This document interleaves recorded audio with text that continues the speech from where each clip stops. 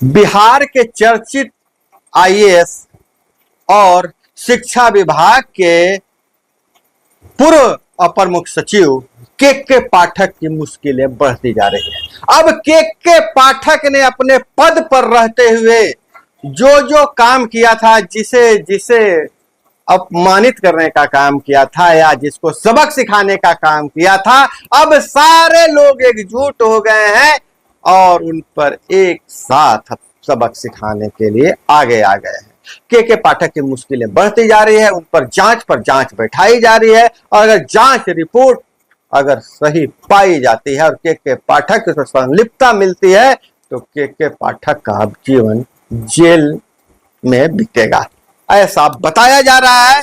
और उन पर अभी जो वर्तमान में है अपर मुख्य सचिव एस सिद्धार्थ ने ही जांच बैठा दिया है और पक्ष और विपक्ष दोनों के नेता मुख्यमंत्री पर दबाव भी बना रहे हैं और दूसरी तरफ शिक्षक संगठन भी के पाठक पर दबाव बना रहे हैं। तो कैसे फंस सकते हैं के पाठक और कौन सा मुद्दे पर और किस योजना पर जांच का आदेश दिया गया है, इसके बारे में हम इस वीडियो में बात करेंगे। तो उससे पहले हमारा परिचय हो जाए। नमस्कार, मैं हूं अभय कुमार और आप देख रहे हैं अपना प्यारा चैनल ठोक तंत्र का खास कार्यक्रम शिक्षा समाचार।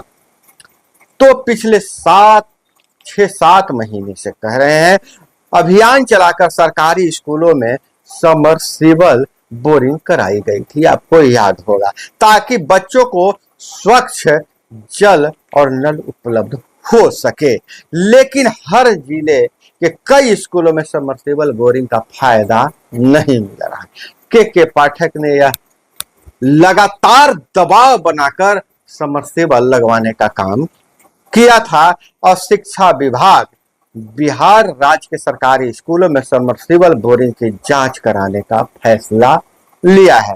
जांच की जिम्मेदारी लोक स्वास्थ्य अभियंत्रण विभाग यानी पीएचईडी को सौंपी गई है। शिक्षा विभाग ने पीएचईडी को 15 दिनों में जांच रिपोर्ट देने का आग्रह किया है। यह जांच रैंडम होगी। अब इसके लिए शिक्षा विभाग के अपर मुख्य सचिव डॉक्टर एस सिद्धार्थ पीएचईडी विभाग को पत्र भेजा है। सरकारी स्कूलों में बिहार विधान मंडल मानसून सत्र में के दौरान सीएम नीतीश कुमार की मौजूदगी में सदन में यह सवाल उठाया गया था। उसके बाद जांच का निर्णय लिया गया है। स्कूलों में चापाकल के बदले सबमर्सिबल पंप लगाने का फैसला तब लिया गया था जब अपर मुख्य सचिव के पाठक थे। स्कूलों को 3-3 लाख रुपए दिए गए थे, जिसमें शौचालय को भी दुरुस्त करना था। लेकिन इन पैसों का क्या हुआ, जिसे लेकर बड़ा सवाल उठाया जा रहा है। जहां ये पैसे प्रधानाध्यापक के खाते में आए और प्रधानाध्यापक को खर्च करना था, लेकिन ठेकेदार से लेकर सामान खरीदने के लिए जो वेंडर है वह ऊपर से तय होकर आया, राज्य से तय होकर आया। यहीं पर घोटाले की बू आ रही है और सरकार भू आ रही है। और इसका अगर हम बात करें तो विभिन्न कारणों से हर जिलों के कई सबमर्सिबल बोरिंग का फायदा बच्चों को नहीं मिल रहा है और इसकी लगातार हम खबर आपको देते रहे हैं।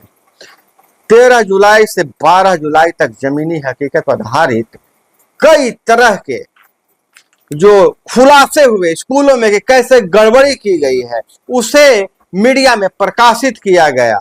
औसतन हर स्कूल में 2.5 लाख रुपए खर्च कर सबमर्सिबल बोरिंग कराई गई थी। सबमर्सिबल के साथ ही स्कूलों में पाइप बिछाने, छत पर टंकी बैठाने, बिजली कनेक्शन देने आदि कार्य करने थे। लेकिन कई स्कूलों में स्थिति यह है कि बोरिंग तो कर दी गई पर वहां नल नहीं लगे हैं, ना ही पाइप बिछाई गई है। कई जगहों पर सबमर्सिबल बोरिंग की जा चुकी है पर स्कूलों के छत पर टंकी नहीं लगा है, जिसके माध्यम से पानी की आपूर्ति नलों में की जा सके।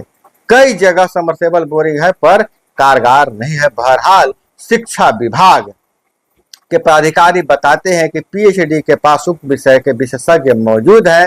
हर जिले प्रखंड के साथ साथ पंचायत स्तर पर पीएचडी के अभियंता कार्यरत हैं, जिनकी मुख्य जिम्मेवारी ग्रामीण क्षेत्रों में स्वच्छ पेयजल पहुंचाना है। ऐसे में इनके द्वारा स्कूलों में बोरिंग की तकनीकी जांच बेहतर ढंग से हो सकेगी। पीएचडी के विशेषज्ञ यह देखेंगे कि सबमर्सिबल बोरिंग तय मानक के अनुरूप लगाए गए हैं कि नहीं लगाए गए हैं। तो यह तो तय हो गया है, खुलासा हो गया है कि जो बोरिंग हुआ है, कहीं बोरिंग हुआ है तो टंकी नहीं लगाया गया है, कहीं टंकी लगाया गया है तो नल नहीं बिछाया गया है, पाइप नहीं बिछाया गया है और पैसे की निकासी कर ले गई है। और प्रधानाध्यापक पर दबाव बनाया गया था कि आपको पैसे देना है और ठेकेदार भी हम तय करेंगे।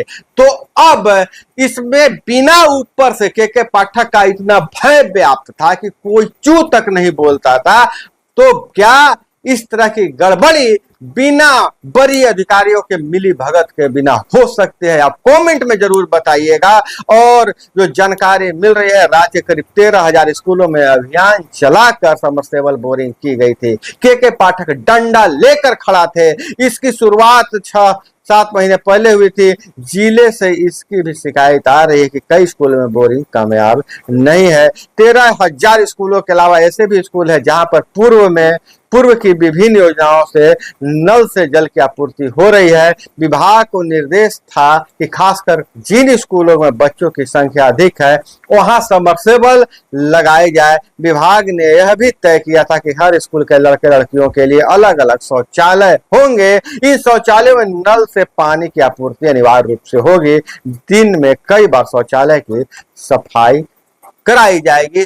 फिर भी बच्चे चापाकल से पानी पीने को मजबूर है।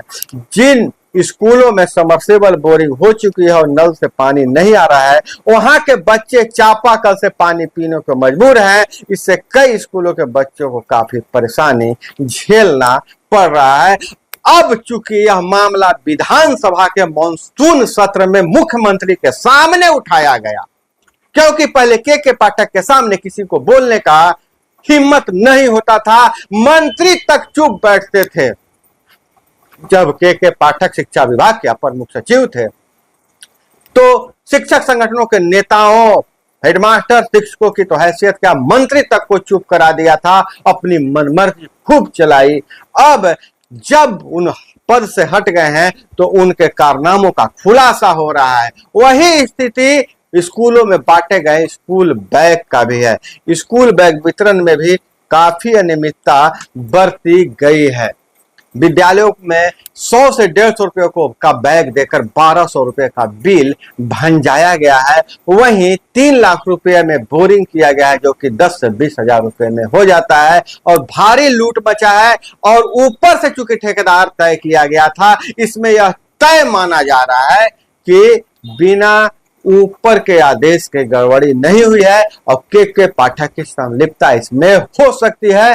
अगर जांच में रिपोर्ट में अगर यह सही पाया गया तो के पाठक का जेल जाना तय है, ऐसा लोग कह रहे हैं। तो दोस्तों आप बताइएगा कि क्या आपके विद्यालय में बोरिंग लगा है और जो तय मानक के अनुरूप लगा है और वहां नल से पानी मिल रहा है कि नहीं मिल रहा है, और क्या स्कूलों के जो बच्चों को जो स्टडी किट दिए गए हैं, स्कूल बैग सब दिए गए हैं, उसकी कीमत अनुमानतः आपके इलाके में कितनी होनी चाहिए, कमेंट में जरूर बताइएगा। और इस पे सरकार को क्या कार्रवाई करना चाहिए, आपको क्या लगता है, वो भी कमेंट में जरूर बताइएगा। तो दोस्तों यह था यह ताजा अपडेट के पाठक के खिलाफ, के पाठक के संबंध में, और जिस पर वर्तमान अपर मुख्य सचिव एस सिद्धार्थ ने जांच की जिम्मेदारी दे गई। तो अब जांच के बाद ही पता चलेगा ऊंट किस करवट बैठता है, के पाठक जेल जाते हैं या फिर बाइज्जत बरी होते हैं। तो दोस्तों इस वीडियो में बस इतना ही। इसी तरह से जानकारी के लिए जुड़े रहिए हमारे पास। चैनल पर नए हैं तो चैनल को सब्सक्राइब कर लीजिए और वीडियो पसंद आए तो लाइक जरूर कीजिएगा। मिलते हैं अगले वीडियो में। जय हिंद, वंदे मातरम।